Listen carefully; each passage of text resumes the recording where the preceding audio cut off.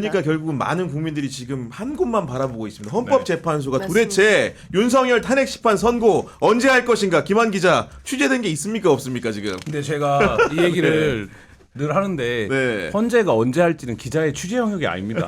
맞아요. 기자들의 취재는 신의 뭐냐면 영역이죠, 사실은. 예를 들면 헌법재판관이 사법연수원 몇 길에 그러면 누가 친하대 그 친한 사람한테 전화하는 거예요. 그러면 그 사람의 견해를 듣는 거죠. 네. 근데 그거는 사실 다 똑같은 거죠. 근데 몰라요. 모르는 거고 다만 지금 이제 확인할 수 있는 거는 17일까지 일정이 비어 있다. 그리고 평의가 여러 차례 진행됐다.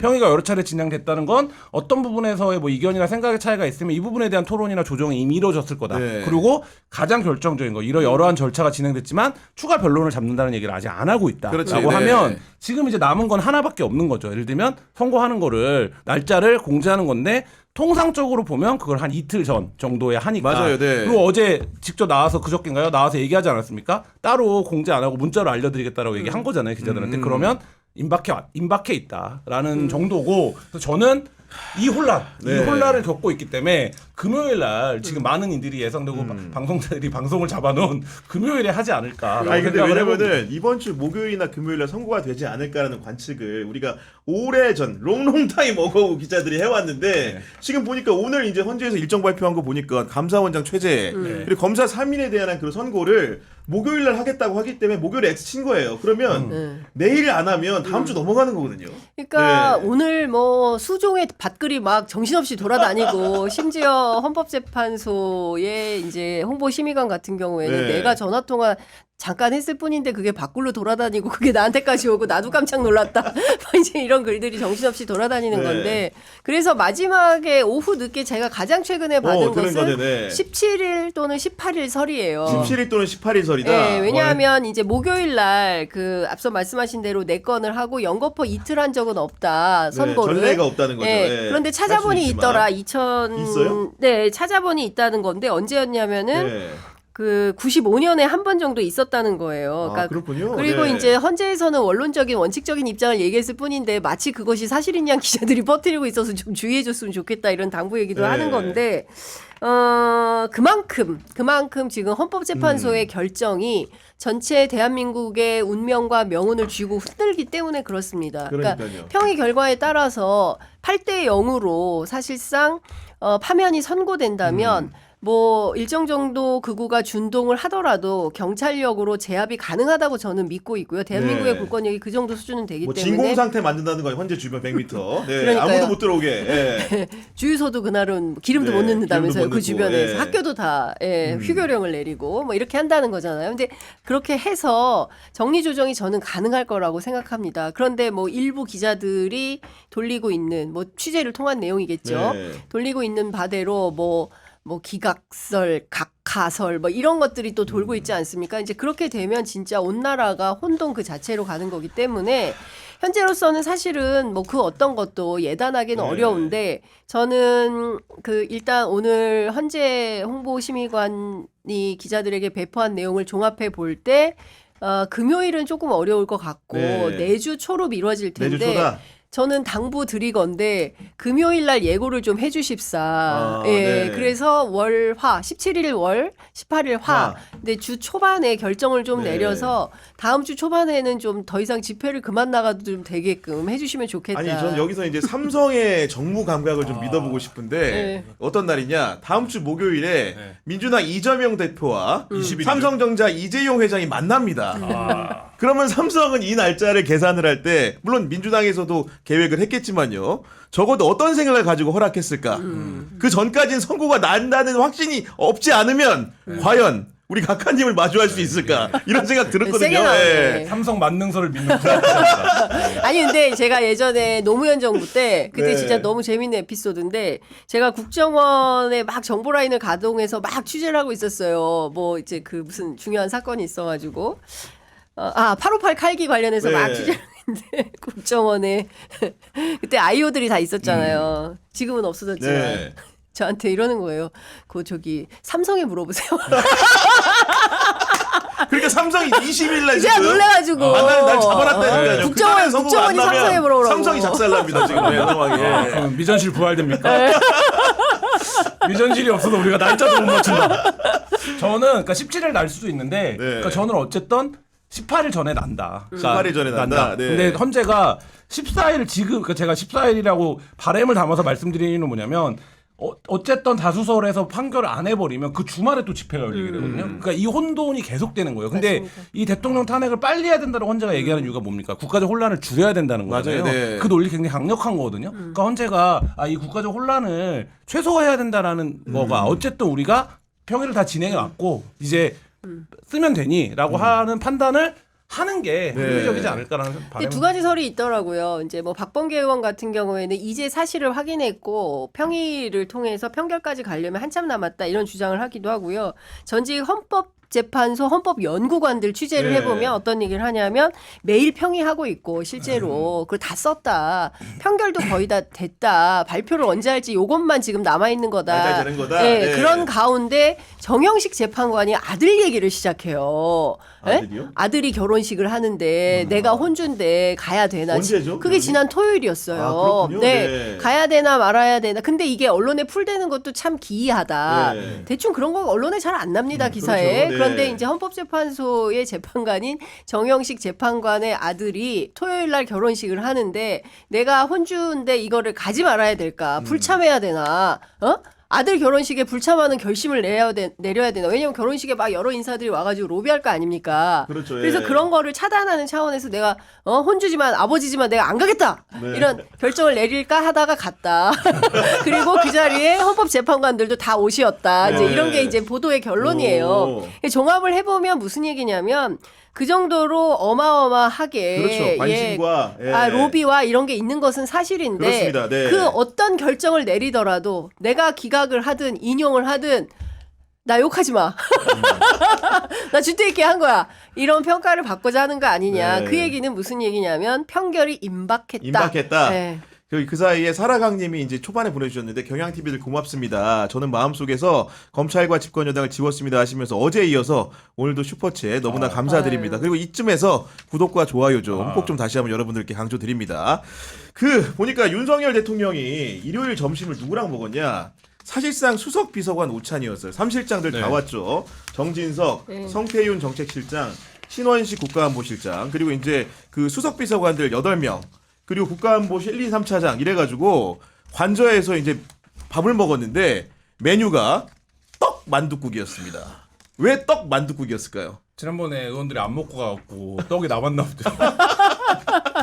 아니, 네. 네. 뭐 저는 이들이 진짜 되게 한심하다는 생각을 했어요. 왜 그러냐면 그 탄핵되기 전에도 윤석열 하면 뭐만 연상됩니까? 뭐 먹는 거, 술 먹는 거, 무속 이런 거잖아요. 그럼 갔다가 나왔어. 근데 지금 그 이미지를 리바이벌하고 있는 거거든요. 뭐 첫날 김치찌개 먹었다. 뭐 술 불러갖고 떡국 먹었다. 이런 거거든요. 그러니까 사람들이 온통 지금 관심이 뭐냐면 술 먹었어 안 먹었어. 술 먹은 거 안 먹은 거 이거예요. 근데 저는 이 대통령실이 진짜로 최소한의 정무감각도 없다. 아까 먹었다 만나면 밥 먹겠죠. 한국 사람들 만나면 밥 그러니까, 먹는 거니까. 네. 근데 그렇다고 하더라도 다른 메시지가 걸리게 만들어야 되는데, 그러니까 그게 그런 거에 대한 어떤 고려조차 없이 하고 있다라고 하기 들고 또 한 가지는 저는 윤석열 뉴스 총장제 같은 거 해야 된다고 봅니다. 이런 거 보도하지 말아야 돼요. 의미가 근데- 없자. 의미가 예를 나는 들면 기자들이 물어봤을 것 같은데. 아니 근데 떡 만둣국 왜 그러냐면은 그 이제 피고인 윤석열이 구속 수감된 게 설 전이에요. 그러니까 보통 설 연휴 때 이제 불러다가 밥을 먹잖아요. 떡국을 먹어야 되잖아. 한 살 더 먹고 새해 다짐을 하면서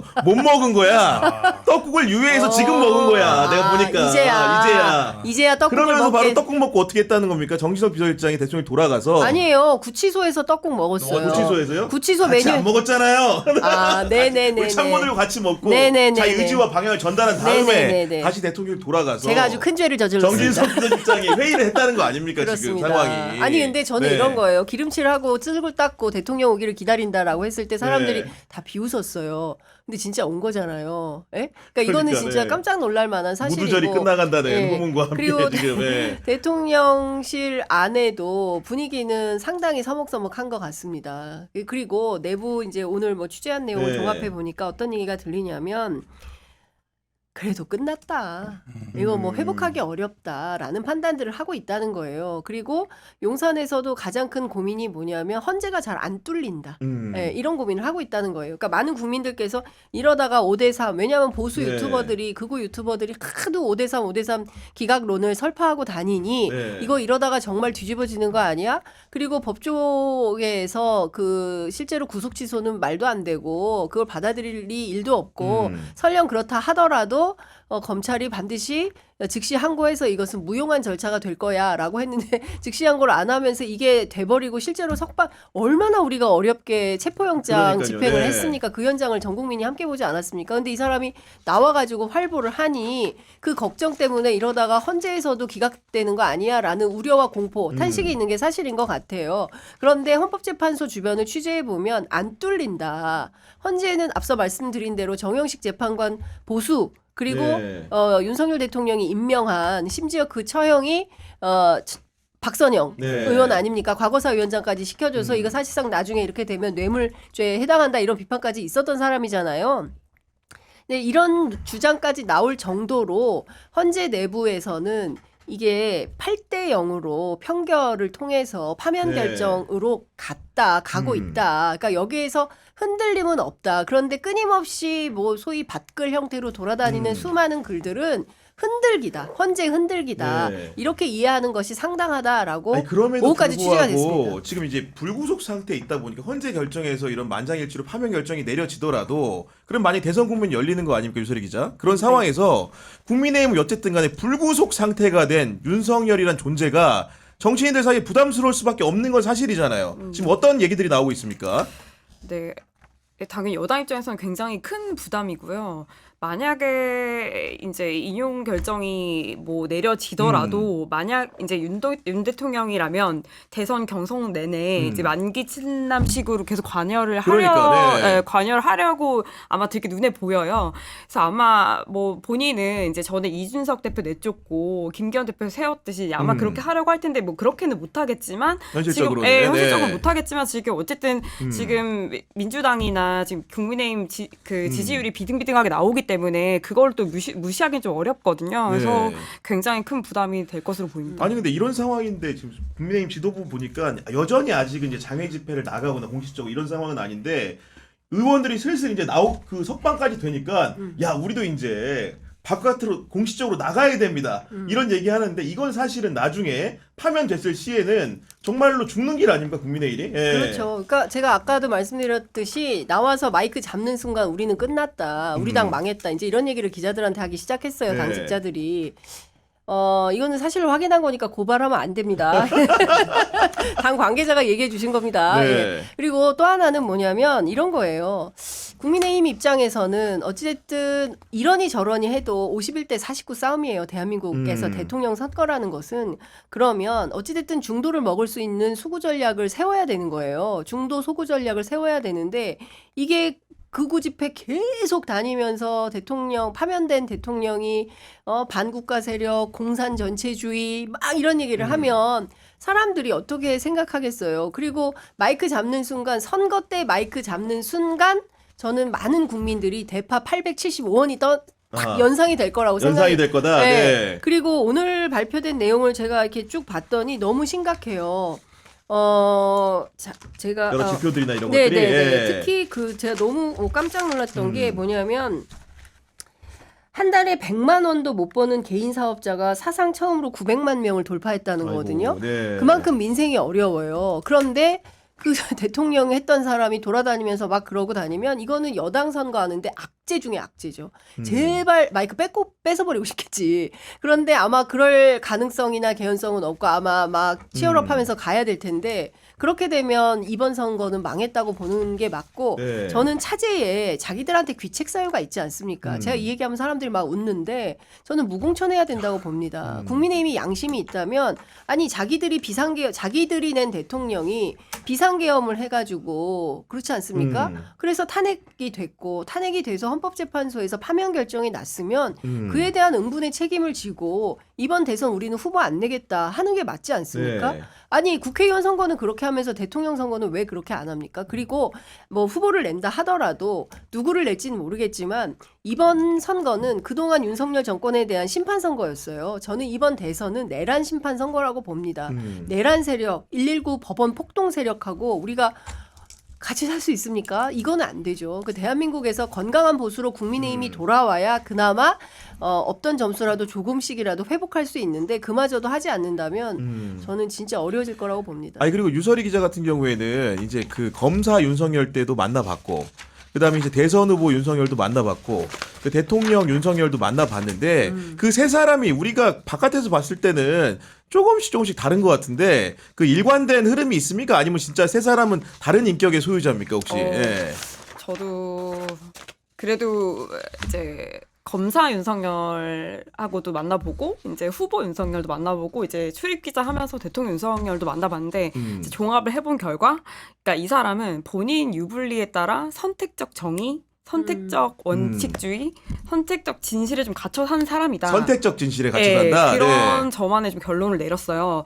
그래서 제가 좀 가장 기억에 남는 에피소드랄까 이제 일화 같은 게 있는데 이제 총선 전에 그때 이제 누가 봐도 이제 런종섭 사태 이런 거 일어나면서 이제 여당 지지율이 굉장히 크게 흔들렸잖아요. 그렇지, 그건 네. 이제 전 국민이 누가 봐도 이제 어. 알 수 있는 그런 객관적 팩트인데, 그러니까 이제 여당 수도권 의원들이 이제 애타니까 대통령한테 전화를 해요. 전화를 걸었어. 예. 그래서 진짜 좀 이렇게 빨리 사퇴시키고 좀 나 좀 당선 되게 해달라 도와달라, 이제 도와달라 예. 이렇게 하잖아요. 어. 근데 대통령이 뭐라고 했냐면은 그 여론조사 다 가짜다, 믿지 마라 이렇게 말했다는 거. 저는 되게 복수의 의원들한테 아니 부정 들었어요. 선거도 부정선 여론조사도 뭐 여론 조작이네. 그러니까, 명 선생이라고 있어. 다 연결이 되죠. 자기도 경험자라 네. 유경험자라. 그러니까 네. 저는 근데 그때 그 인식이 이 개헌까지 연결이 당연히 되고 있잖아요. 그래서 그런 이제 본인만의 세계에 갇혀 있으니까 네. 뭐 그때도 이미 이제 약간 자기만의 세계에 빠져서 살았는데 이제 그게 더 점점점 고립되면서 네. 개헌까지 이어진 게 아닌가. 아니 하나 더 붙여서 물어보면 대통령 출입도 했으니까 네. 그 언론을 상대로 하는 것도 처음에는 뭐 하겠다 만나겠다고 했는데 결론적으로는 언론의 비판에 입틀망 정권 이런 얘기 했잖아요. 네. 실제로 현장을 경험했을 때 좀 어땠습니까? 그러니까 후보 시절에는, 그러니까 마크맨으로 봤을 때는 그때는 좀 인간적으로 매력적이긴 했어요. 왜냐면 스킨십이 굉장히 좋거든요. 그러니까 술자리를 만나면 그러니까 술자리를 되게 주도하고 막 약간 뭐 대장부 이미지 있잖아요. 네, 술자리니까요. 근데 네. 그런 게 이제 네. 근데 뭐 그때는 그게 되게 스킨십이 좋은 게 아니라 술을 좋아해. 그렇죠. 약간 그렇죠. 술을 좋아하죠. 약간 실력은 네. 모르겠지만 네. 스킨십은 좋다. 네. 이제 그런 생각이 들어서, 왜냐면 이제 정치인들의 이제 주요한 이제 능력 중에 하나가 그 자기 사람을 이렇게 자기를 다른 사람을 많이 만들어야 되는 것도 중요한 능력이니까 그렇다고 생각을 했는데 이제 막상 출입해 보니까 이 사람이 자꾸 스킨십으로 퉁치려고 하는 거예요. 아 본질에 대한 대화가 네. 안 가고. 왜냐면 사실 그러니까, 네. 왜냐면 사실 출입 기자들이 가장 원하는 거는 기자회견이에요. 그러니까 당연히 기자들은 질문하고 싶은 게 많죠. 그렇지. 그걸 우리는 계속 매번 이제 홍보수석을 통해서 기자회견을 해달라 계속 얘기를 하는데, 이제 대통령이 이제 결과적으로 보면은 이제 김건희 여사 관련 질문이 불편하니까 그것 때문에 이제 피했다고 보여지거든요. 네. 근데 그것 때문에 이제 계속 피하는데, 그러니까 이제 뭘 하긴 해야 되잖아요. 소통 행사를 해야 되니까 자꾸 이제 뭐 갑자기 기자실에 찾아와서 악수하고 간다든지, 아니면 이제 뭐 그 용산 어린이정원에서 뭐 오찬을 하는데 갑자기 나타나서 밥을 먹는다든지, 이제 그런 스킨십으로 스킨십으로 적당히 퉁치는구나. 그러니까. 퉁치는 네. 거죠. 왜냐면은 이제 그런 자리에서는 불편한 집을 못 하잖아요. 그냥 밥만 먹고 본인이 이제 계속 썰 풀고 뭐 이렇게 하면 되니까 그런 느낌이 들었죠. 그러니까 본인의 저는 강점이. 대통령실 출입 기자들에 대해서 네. 저는 한 가지 의문이 있었어요. 네. 그러니까 저는 뭐 이제 현업에서 떨어져 있는 시간은 오래됐지만 예전 같은 경우에는 출입처에서 그래도, 그러니까 사실 출입처 기자단의 폐해와 폐단은 너무나 많지만 그 중에서 하나의 좋은 장점이 있다고 한다면 앉아서 감시를 하루 종일 할 수 있다는 거예요. 그렇지 않습니까? 이제 그러면 이제 제가 예전에 어떤 출입처에서는 그 정부가 황당하거나 뭐 이상한 정책을 발표했을 때 불러다 놓고 그 세게 하여간 요목조목 네네. 따져가면서 이제 언론 무서워서 정책 잘못하면 큰일 나겠네. 진땀 찔찔 빼고 가게 그렇게 만들었었던 경험이 있었는데, 대통령실 출입 기자들 이렇게 보면 저는 김치찌개와 계란말이가 다인 걸로 느껴지고, 심지어 저는 굉장히 충격적이었던 장면이 그 말씀하신 대로 용산 어린이 정원인가? 정원.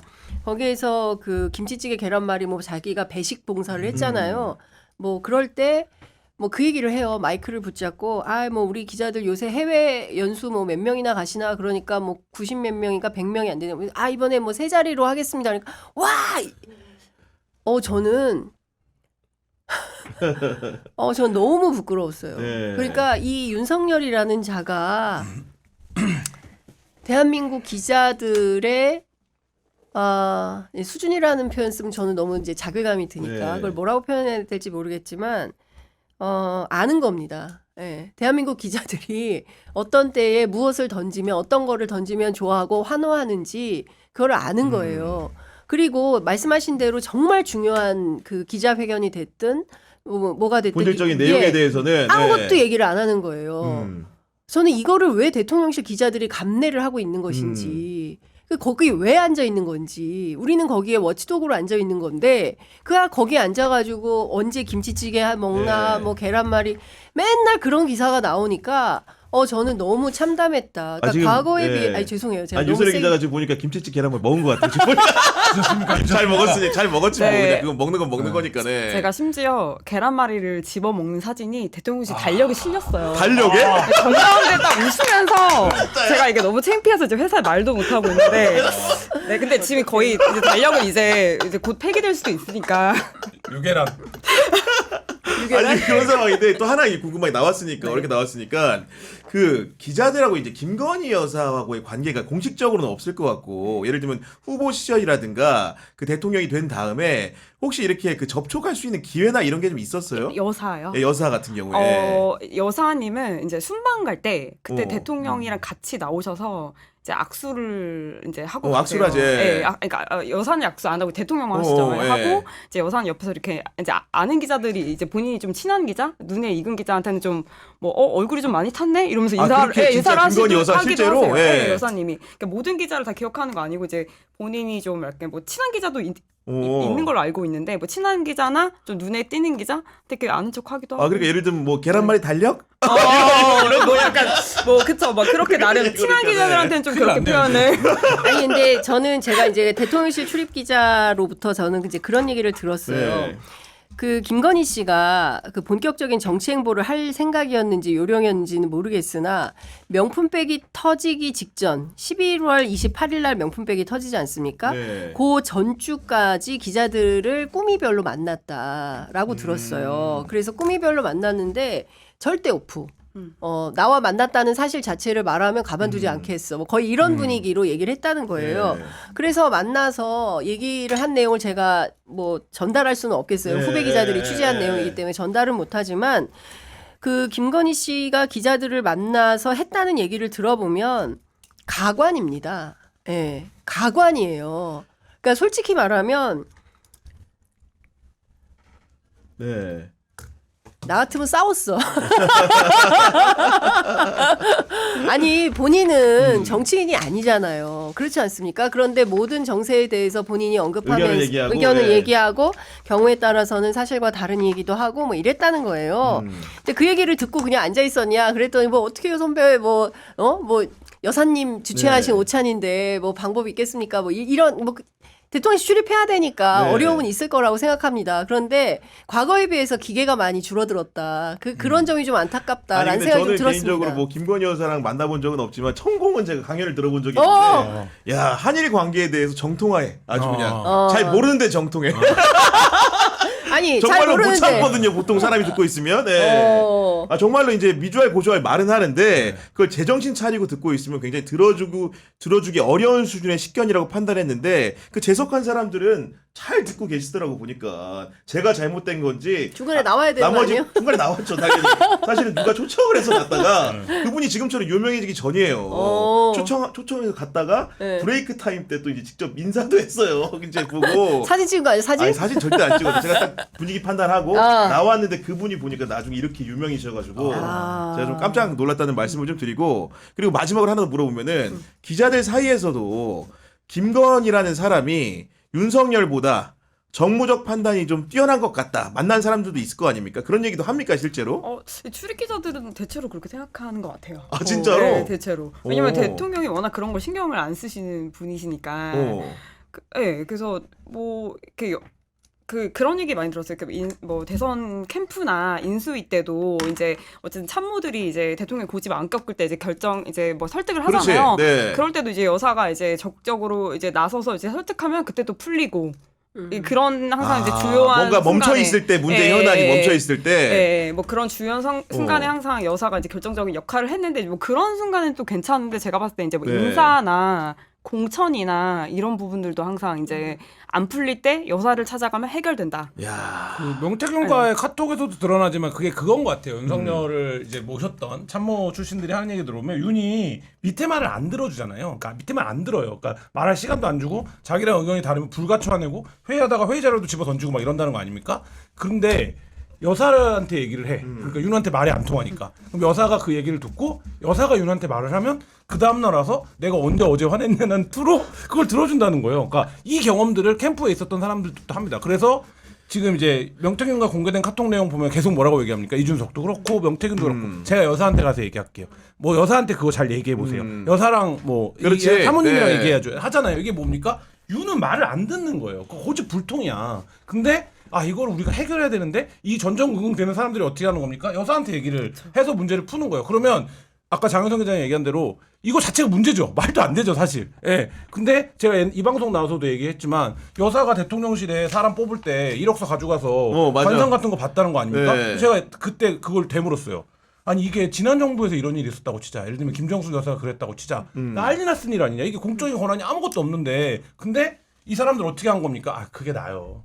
이렇게 얘기를 하는 거예요. 그러니까 그 자체가 여사가 정무 감각이 더 낫다. 그 얘기는 대통령의 정무 감각이 꽝이다. 근데 그 문제를 정면으로 지적하지 못했던 거죠. 네. 그런 상황에서 여사가 낫다라는 게 기정사실화되고 그래서 뭔가 그 여사가 신비화되는 과정이 있는 거 아닙니까? 언론 노출은 전혀 안 하니까 이런 과정에서 음해서 이게 일이 진행되는 네. 뭐 이 과정을 이거 누가 제일 잘할 거냐? 국민의힘 관계자들, 윤핵관들, 이준석 대표 이런 사람들 제일 잘할 사람들이, 거예요. 그죠? 한동훈 네. 대표 이런 사람들 제일 잘할 거예요. 아침에 한동훈 검사 시절에 한동훈과 김건희 여사 그렇게 많은 카톡을 주고받아야 되는 이유는 뭡니까? 윤이 연락이 안 되니까 그런 거 아닙니까? 그 얘기는 뭡니까? 윤은 기본적인 커뮤니케이션 능력이 없고 뭐 이런 과정들이 있었는데 그거를 네. 임기 초에 정확하게 지적을 하고 이 문제가 있다라는 걸 드러냈어야 되는데 그때 사실 그렇게 못했던 거죠. 알겠습니다.